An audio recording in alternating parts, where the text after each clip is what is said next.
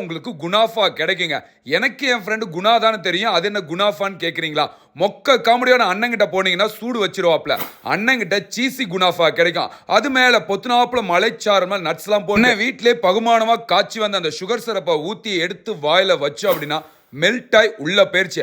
அது மேல ஒரு ஸ்கூப் ஐஸ்கிரீமை வச்சு நல்ல 3 வகையான சாக்லேட்டை ஊற்றி எடுத்து புரட்டி எடுத்து சாப்பிட்டோம் அப்படின்னா நீங்க உங்க ஃப்ரெண்டு குணாவா கழட்டி விட்டுட்டு குணாஃபா தான் வேணும்னு சொல்லிட்டு போயிருந்தேன். கடையில் இன்னொரு ஐட்டம் கிடைக்குதுங்க. அது பேர் ஹாட் சாக்லேட் ட்ரிங்க்குங்க. சாக்லேட் ட்ரிங்கை உள்ள ஊற்றி கோனோட கொடுக்குறாப்ல. உங்களுக்கு சாக்லேட் ட்ரிங்க் ரொம்ப பிடிக்கும் பட்சத்தில் அப்படியே எடுத்து சாப்பிட்டுருங்க. சாப்பிட்டு முடிச்சதுக்கப்புறம் கோனை என்ன பண்ணுன்னு கேட்குறீங்களா? கடிச்சு அதையும் சாப்பிட்டுருங்க. கொஞ்சம் குடிச்சிக்கலாம், கொஞ்சம் கடிச்சிக்கலாம், கொஞ்சம் கடிச்சிக்கலாம், கொஞ்சம் குடிச்சிக்கலாம். இப்படியே ஒரு வேலையை நாக் அவுட் பண்ணியாச்சுங்க.